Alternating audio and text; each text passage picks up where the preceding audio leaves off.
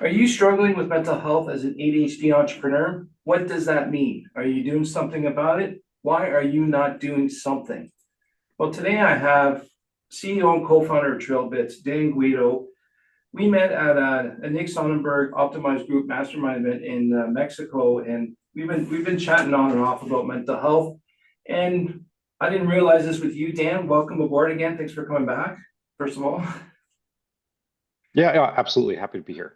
Um, it's what I learned with Dan is mental health is an important factor of his business himself, and there's not a lot of entrepreneurs that talk about this. So I wanted to dive more into this. But before we start, I want to make sure that the listeners understand that we're either of us are not professionals, we're not psychologists, social workers, or therapists.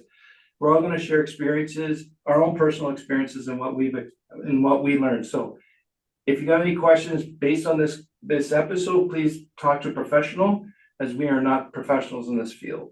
So, Dan, why is mental health important to you, and why did you want to discuss this podcast on the podcast? This Yeah, topic on the sure. podcast, sorry. Um, so, I guess a little background about me, right? I'm the CEO and co-founder of TrillBits, a bootstrapped cybersecurity research and development firm that I founded with a friend 13 years ago. We've grown it bit by bit without any investment funding up to about 120 people.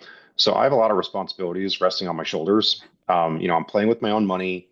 I'm providing for the salaries and lives of 120 people, and I can't even count the number of clients that we have. I'm working in a field that's extremely high pressure, right? Mhm. Like I'm trying to secure the emerging technology that the most advanced firms around the world use, and that amount of pressure and stress and anxiety can really drive a guy crazy. Um, so I feel like I have to be as close to perfect as I can with treating myself well, or else my performance at work really suffers, and that hurts a lot of people. It hurts, the employees that work with me as well as the clients that we have, and the work that we deliver. So that's sort of number one.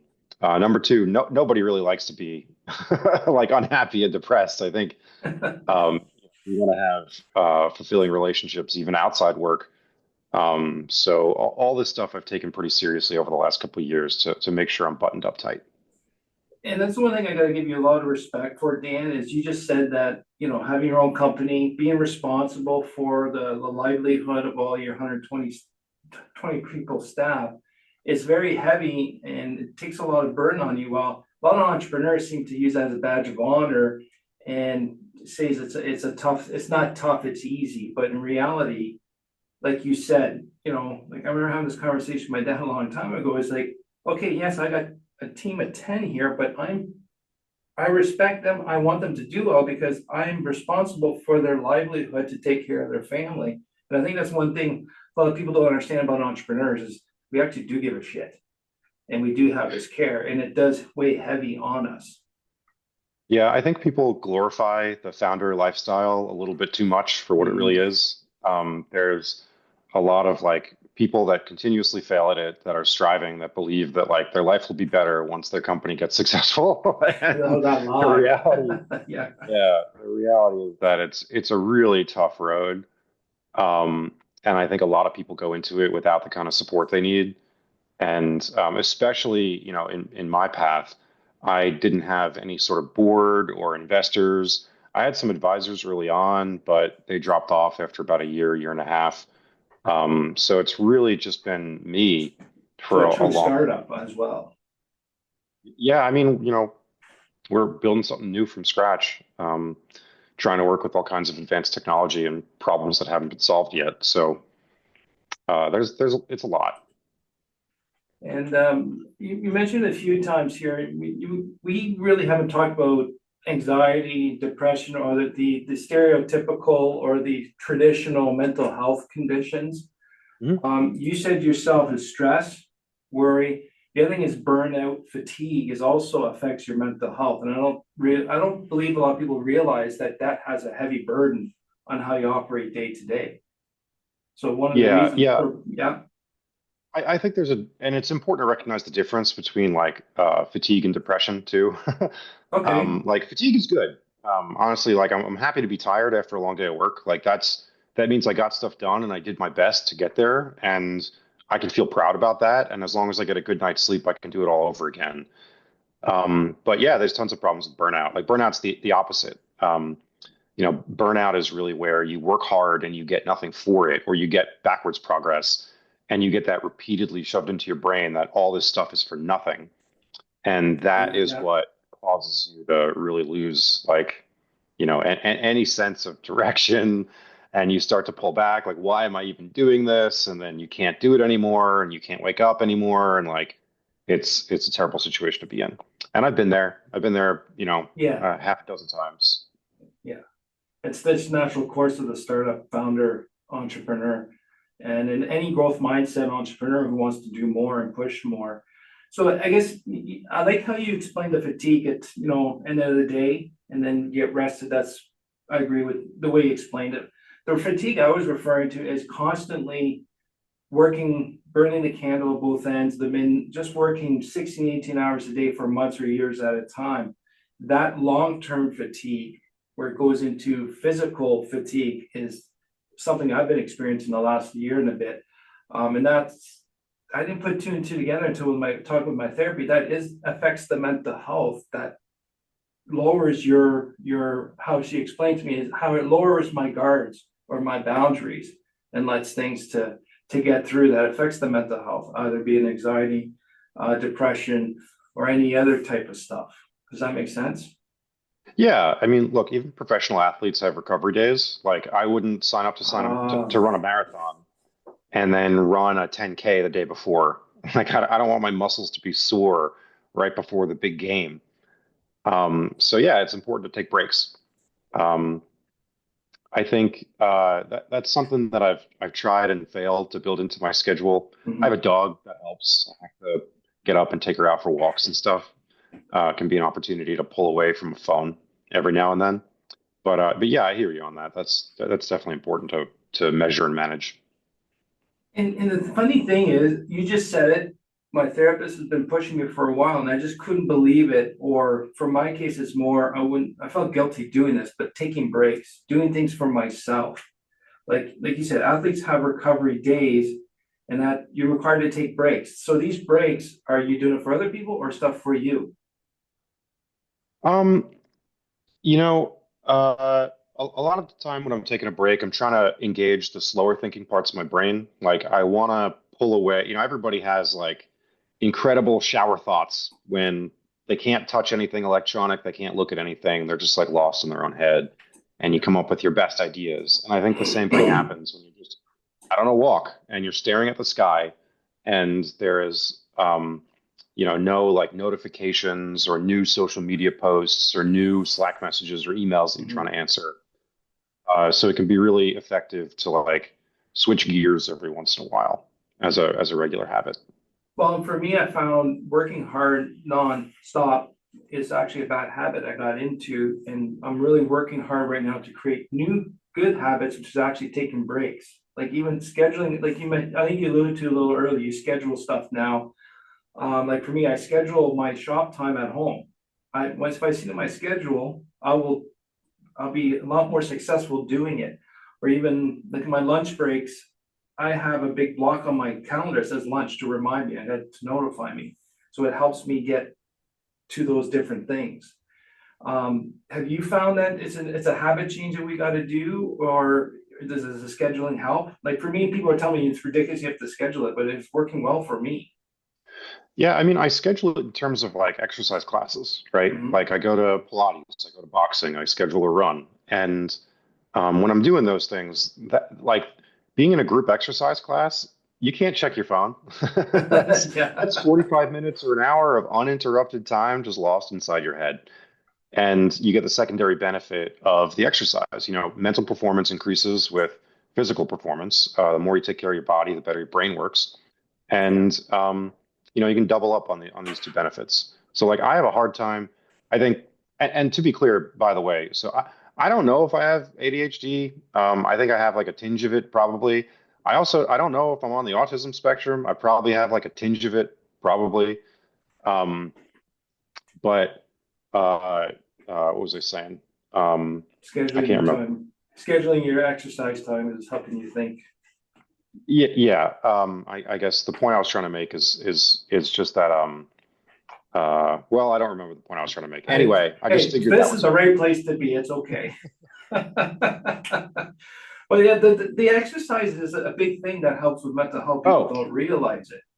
Go that's for what it. I was trying to say.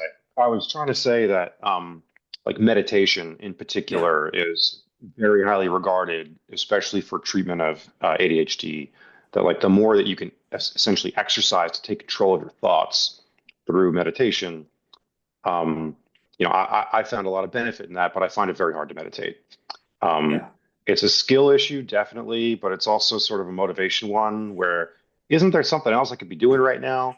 So I find it's a lot easier to like quote unquote meditate when I'm in an exercise class. Like I can That just is a dis. form of meditation. There's not, yeah, it's all about being present. That's the one thing I Yeah, learned. Meditation is all about being present. So this is not just an ADHD autistic challenge about meditation. It's also high achievers.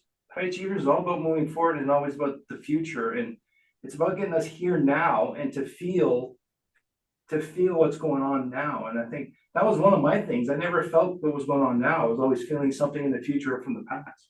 But meditation helps ground you on that, and exercise is one way to do it. Or you get hurt if you yeah, don't pay attention. Exercising. yeah. And I think like in terms of the ADHD, like exposure to ADHD, like even if I only have like a tiny genetic predisposition to it, or maybe not at all, who It's knows? just it's on a spectrum. Yeah, for many. The fact of the matter is that my work is one that creates conditions that make it easy for me to lose focus on things, to Mhm. act impulsively, to um, to generally have like all the sort of like ADHD grouped conditions because I have to pay attention to the latest news every day. So I have to be engaged on Twitter. That's where I get a lot of work. I have to deal with the entire company across 120 people. I can't just focus on one thing every morning. It's like something new every day. There's tons of just like inputs and interruptions and distractions, and over time, your brain can get accustomed to that. So I've had to do a lot of work to pull back and regain focus. Yeah, the And habit. You got in the habit of accepting that. Yeah. yeah, well, like there's a variety of methods that I've tried to do it, right? Like the exercise classes are great. I try to spend a good 10 or 15 minutes early in the day journaling to organize my Yeah. thoughts. That's awesome. I do that, and I have a toy to show you. So I usually do that while wearing this device. This is a it goes like this. This is It's a a Neurode. headband with looks like a bunch of teeth on it. Yeah, yeah, yeah. So the Neurode has all these electrodes on it, Okay. as well as an EEG. And what it can do is it stimulates your prefrontal cortex Right. in order Yeah. to increase its performance temporarily. So what happens is in people that are afflicted with ADHD or simply that have like trouble focusing, your prefrontal cortex can underperform for what you expect from it, and that can literally be an issue that you can resolve with by charging it up. So there's this whole field There's a lot of called research on that. Yeah. Yeah. yeah, it's crazy. It's called transcranial electric stimulation, and by wearing this device, it will charge up your prefrontal cortex and give you the kind of focus that's like you'd be familiar with from like taking Adderall. Mhm. It doesn't do like Adderall level benefit, but it does it without any drugs and it does it without any side effects. Yeah, it's just like these color filters on my glasses, my prisms. These are doesn't affect effects of a stimulant by shielding them out of the type of light going into my eyes. So there's a lot of different things to do. Right.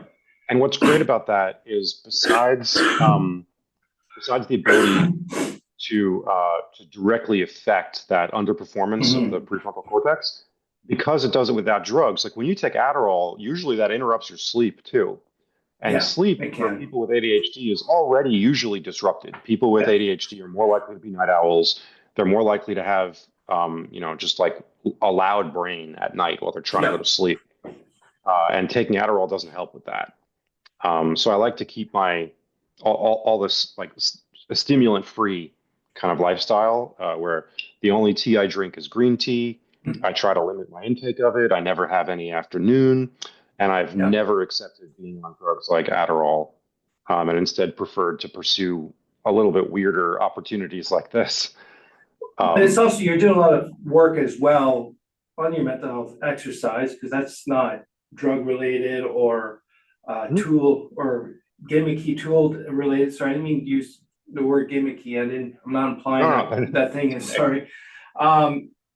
But the other thing too is you brought the ADHD brain, it gets easily overwhelmed because the prefrontal cortex, like you said, we take all the information in. It doesn't filter stuff out like everyone else. So we get overwhelmed a lot easier and quicker just because we don't filter this stuff out. It's almost as if we have to cognitively filter it ourselves.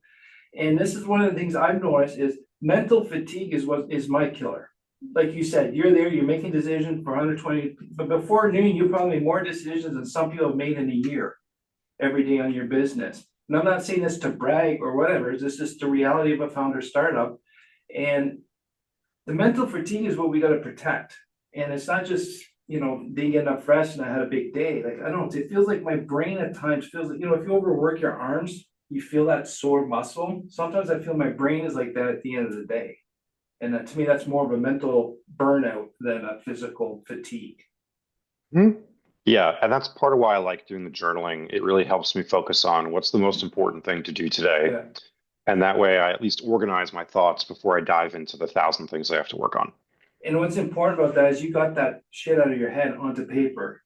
So we can't, the ADHD brain has an issue internal processing and organizing. So we have to physically bring it out somehow, and journaling is one way to do it. And then once it's written down, you got something to go to. But the main thing is it's out of the head. And to go more on the journaling, I don't know about you, how your journaling is, but I just free write. I just spew out what's on my head.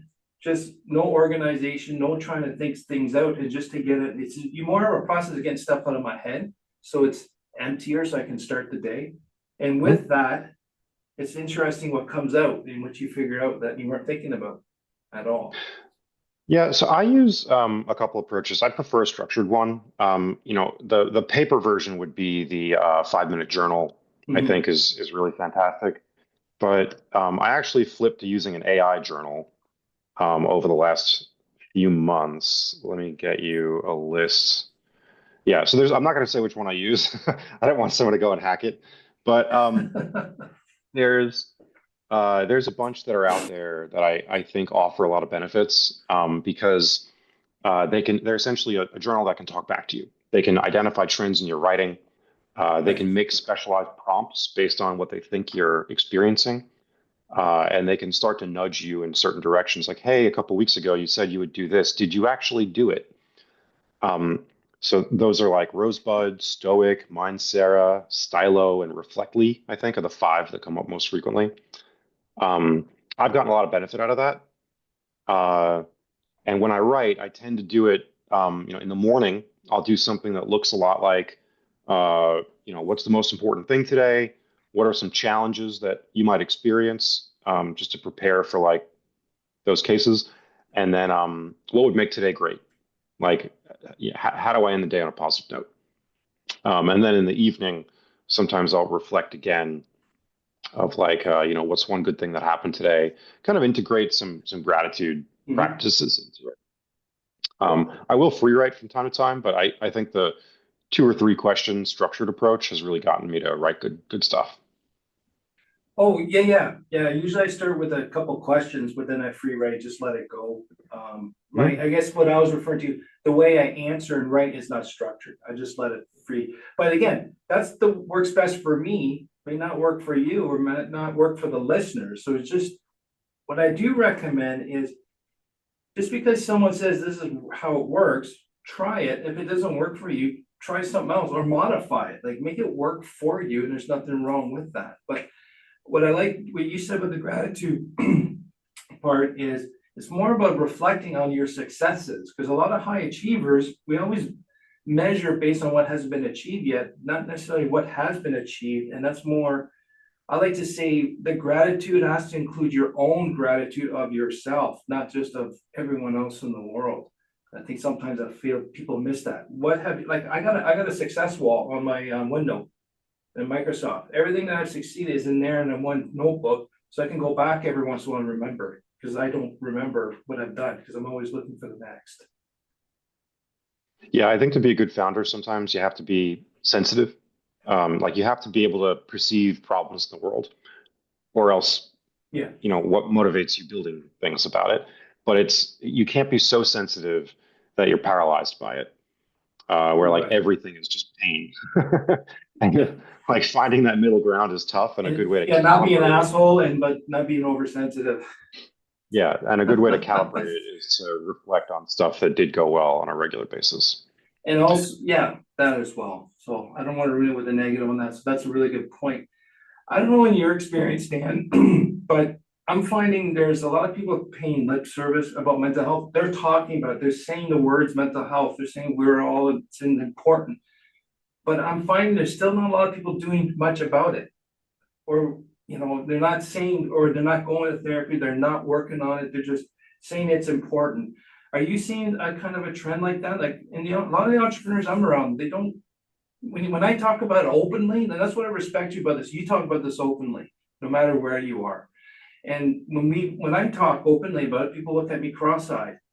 As why would you, of course it's important and then brush it off, but why would you want to talk it out loud to other people?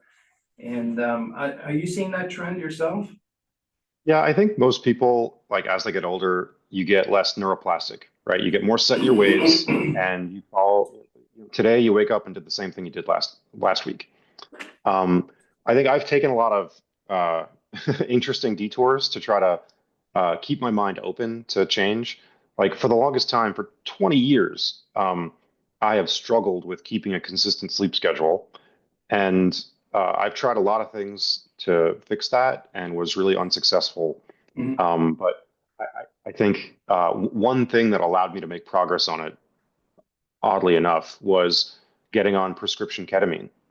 Um, that sort of opened the possibilities in my mind of how else I could operate and let me make progress on some goals I'd been stuck on for many years. So, happy to say that over the last 2 years or so, and I've data to back it up for my Aura ring, that my average bedtime has moved backwards by about 2 hours, and I maintain a much Oh, more wow. consistent sleep schedule than I ever have. Um, but I don't know if I could have done that without the crutch, without the assistance of some medication. But you said And it's that's not, prescribed, right? You're working with a professional? yeah. So I Yeah, go to a okay. place in New York called Ember Health. I see a doctor there. I get a medically appropriate dose through an IV while a doctor sits in a room. And I found that to be extremely beneficial for me to make some quick progress on a lot of my mental health goals. Nice. Um, that is honestly probably the biggest help that the thing that's helped the most for my mental health over the last few years. And then you're Um, also doing some deep work, reflection. It's not just taking the medication or going to a doctor and then it just seems to be working. Like for me, I'm actually physically doing work on mhm. myself and reviewing and dealing with shit I don't want to deal with, but I have to as part of the process. Yeah, so my perspective on the ketamine therapy is that it gives you this temporary window during which you can sort of do anything. For a period of like 3 to 4 weeks afterward, you're very open to possibilities, and you just sort of have the willpower to do things that you didn't before. Mhm. It also has this protective effect against depression. So for that period of 3 to 4 weeks, you're effectively like from my perspective at least, you're impervious to a lot of negative thoughts. Um, So you're like a wide open and book, ready for. yeah, and that effect doesn't last forever, but it's an opportunity that you have to seize. That within those 4 weeks, you have to really lean into doing all the things your therapist told you to do, Yeah, to making progress on the goals you really wanted to, and to build some new habits. That way, when the effect wears off, you can stick with those habits, thereby addressing the root cause. right. Like the idea is not to be taking ketamine for the rest of your life. The idea is to use it as a tool to get what you want. And I think I've been able to use it as a tool to get what I wanted quite effectively. And I hope other people can do the same. That's good. A great insight there, and thank you for sharing that experience. And for those who don't are not ready for the extra step to getting professional help, like you said, things will get better when we get successful. That's a lie we've been telling ourselves as entrepreneurs. We'll have time there. It took me 20 some years to realize that lie, but just think about that. That's a lot. Dan also said, athletes have recovery days too. Therefore, you, the founder, startup entrepreneur, must also, or any entrepreneur, doesn't matter what type you are, you need to take breaks.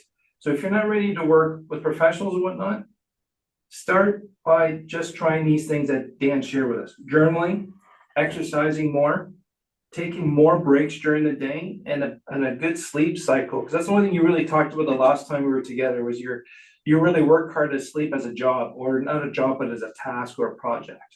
Mhm. And that really I ripped that off. I Huh? ripped that off from Brian Johnson. But he's right. I think the way he talks about sleep is the best way I've ever heard. It's you just have to set it like a meeting in your calendar that you can't be late to. You wouldn't show up 5 or 10 minutes late to a work meeting, so you can't show up 5 or 10 minutes late to your sleep meeting. And if you switch your thinking to that, you're much more likely to stick to a good schedule. That was a key sort of tool that I use across a variety of other tools to get my sleep on schedule. And I do think it's the most important thing. Like you can't make progress on any other mental health related goal if you're not getting good sleep. And that is a great takeaway to end there. You can't take care of your mental health without good sleep, which is also key to your overall health, personal and business success. And it's also key to maintaining and building relationships. So Dan, thanks again for sharing with us this topic, because we don't talk about this enough. So thank you, sir. Yeah, you're welcome. Happy to do it. And to you, the listeners, what are you doing to take care of yourself and your mental health? I would like to know. Please email me at André@theimpulsivethinker.com. And I'd love to hear what you're working on to improve your mental health. So again, to you, the listeners, thanks again for learning with me. We'll talk to you soon. Take care.